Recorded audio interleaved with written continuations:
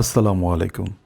আজকে আমরা একটি ভিডিও নিয়ে এসেছি কিভাবে আমরা আইভি রুটে বা শিরাপথে অ্যান্টিবায়োটিক ইনজেকশন দিব, কিভাবে সেই ইনজেকশন তৈরি করব এবং কিভাবে সেই ইনজেকশন আমরা শিরাপথে প্রবেশ করাবো।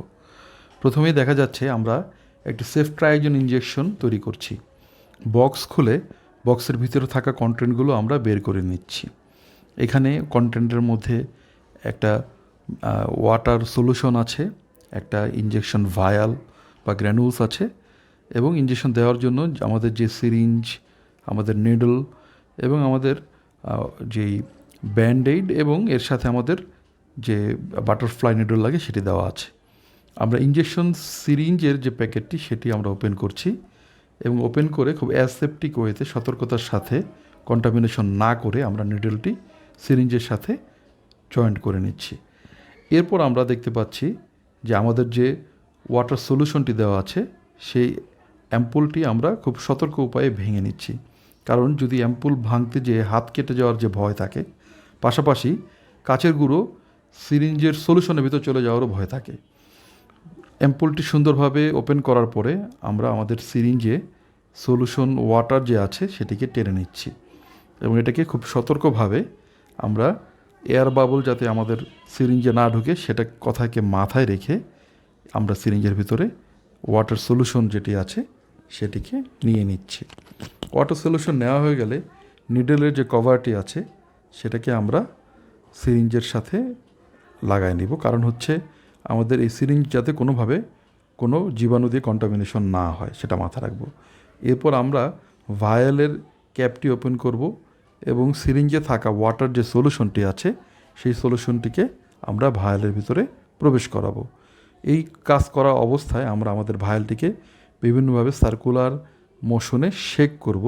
শেক করার উদ্দেশ্য হচ্ছে যাতে গ্র্যানুলসগুলো সহজে ভায়ালের ভিতরে ওয়াটার সলিউশনের সাথে মিক্স হয়ে যায় এবং এই সঠিকভাবে যদি এই সলিউশনকে আমরা মিক্স করতে না পারি তাহলে সেক্ষেত্রে যেই ডোজে আমরা অ্যান্টিবায়োটিক দিতে চাচ্ছি আমাদের সেই ডোজিংটা কখনো কখনো সমস্যা সৃষ্টি করতে পারে, কম ডোজ হয়ে যাওয়ার একটি ভয় থাকে। ভালো করে শেক করা হয়ে গেলে আমরা আমাদের সিরিঞ্জ নিব এবং সেই সিরিঞ্জে আমরা আমাদের যে রেডি করা অ্যান্টিবায়োটিক সলিউশনটি নেব। অ্যান্টিবায়োটিক সলিউশনটি নেওয়ার আগে আমরা আমাদের সিরিঞ্জের ভিতরে কিছু এয়ার এক্সট্রা নিয়ে নিব, কারণ আমরা জানি ভায়ালের ভিতরে নেগেটিভ প্রেশার থাকে। সেই প্রেশারকে কাউন্টারেট করার জন্য আমরা এটার ভিতরে একটু এয়ার দিয়ে আমরা আমাদের এই যে সলিউশনটি আছে এই সলিউশনটিকে আমরা বের করে আনবো আমাদের সিরিঞ্জের মধ্যে।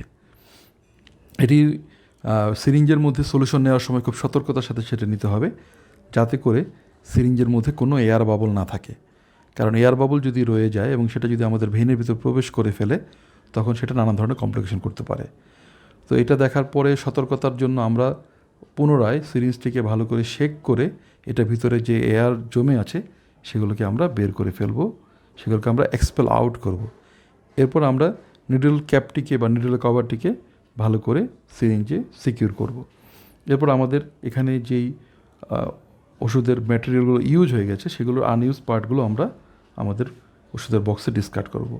এরপর আমরা বাটারফ্লাই যে নিডলটি আছে সেই প্যাকটি ওপেন করব এবং খুব সতর্কতার সাথে অ্যাসেপ্টিক ওয়েতে এটার বাটারফ্লাই নিডলের যে ওয়্যারটি আছে সেটার যে লাস্ট ওপেন এন্ডটা সেটার সাথে আমরা আমাদের সিরিঞ্জের নিডল খুলে সিরিঞ্জকে সেটার সাথে খুব ভালো করে শক্ত করে সিকিউর করব। এটার কারণ হচ্ছে এই যে এটা যদি খুব শক্ত না হয় তাহলে এয়ার লিক করতে পারে। তথাপি আমরা কিছু ওষুধ মেডিসিন ঢেলে ফেলে দিয়ে এর সাথে ভিতরে পাইপের ভিতরে থাকা যে এয়ার আছে সেগুলোকে বের করে ফেলে দেব এবং ওয়েস্ট ম্যাটেরিয়ালগুলোকে আমরা আমাদের যে ওয়েস্ট বক্সটি আছে সে বক্সে ভরে ফেলব। তো আমাদের এই রোগীটি হচ্ছে একজন পুরনো ইনফেকশনের রোগী যার ভেইন কলাপস হয়ে গেছে এবং ভেইন কলাপস হওয়ার কারণে তিনি বিভিন্ন জায়গায় ইনজেকশন দেওয়ার চেষ্টা করা সত্ত্বেও ইনজেকশন দিতে ব্যর্থ হয়েছেন এবং তারপর উনি আমাদের কাছে এসেছেন সাহায্য চেয়ে, যে আমাদেরকে অনুরোধ করেছে যাতে আমরা ইনজেকশন দিয়ে দিই। তো এখানে আমরা একটি টনিক ওয়েট রোগীর হাতে বেঁধে নিলাম যাতে করে আমরা ভেনকে প্রমিনেন্ট করে সেই ভেনে আমরা ইনজেকশনটি দিতে পারি। যেহেতু ভেন কলাপসের রোগী অর্থাৎ তার যে শিরাটি আছে এটি চিকন হয়ে গেছে এবং সেটাকে ভালো করে ফিল করা যাচ্ছে না, এই জন্য আমরা বারবার রোগীর হাতকে শেক করে এবং ফিল করে ভালো করে ট্যাপিং করে আমরা সেই ভেনটিকে নিশ্চিত হওয়ার জন্য আমরা ফিল করছি।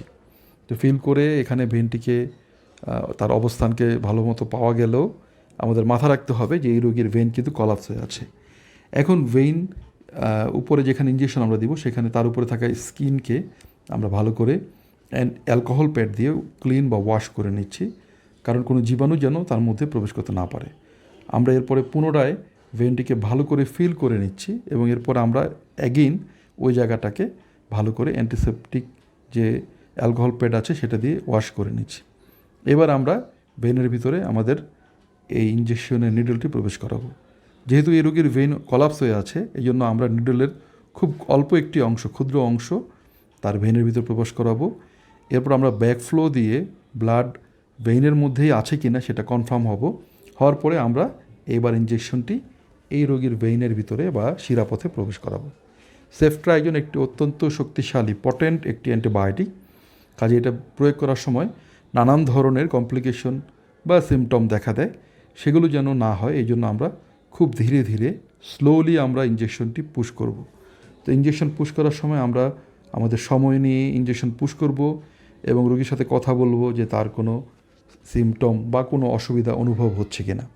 এই ক্ষেত্রে আমাদের এই রোগী তার কোনো অসুবিধা হয়েছে বলে বলেননি, অর্থাৎ তার কোনো সমস্যা হয়নি। নর্মালি আমরা ইঞ্জেকশন পুশ করার জন্য নিডলটিকে আরও অনেক বেশি ভেনের ভিতরে প্রবেশ করাই, কিন্তু যেহেতু এই রোগীর ভেইন কলাপস এই জন্য আমরা সেই ঝুঁকি না নিয়ে শুধুমাত্র নিডলে খুব অল্প একটি অংশ ভেনে প্রবেশ করিয়ে ইঞ্জেকশনটি দেওয়ার চেষ্টা করেছি।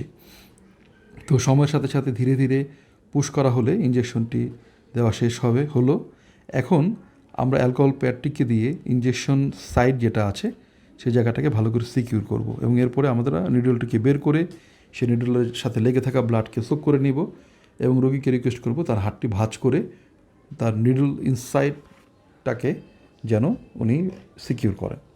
এরপর আমরা আমাদের যে ওয়েস্ট ম্যাটেরিয়ালগুলো আছে সেগুলো মেডিসিন বক্সে ভরে নিব এবং তার ইনজেকশন সাইটটিকে ভালো করে দেখে চেক করে আমরা সেখানে ব্যান্ডেড দিয়ে জায়গাটা সিকিউর করে ফেলব। তো ব্যান্ডেড ওপেন করার পরে আমরা খুব সতর্কতার সাথে দেখব যে তার ভেইনের ইনজেকশন সাইটে সেখানে কোনো মাইক্রো ব্রুইজ কিংবা কোনো ধরনের ব্লিডিং আছে কি না। যখন আমরা নিশ্চিত হব যে এখন আর কোনো ব্লিডিং হচ্ছে না, তখন আমরা এই ব্যান্ডেডটিকে সঠিক উপায়ে প্রপার ওয়েতে টান টান করে আটকে দেব, যাতে করে আর রোগীর কোনো ব্লিডিং না হয়।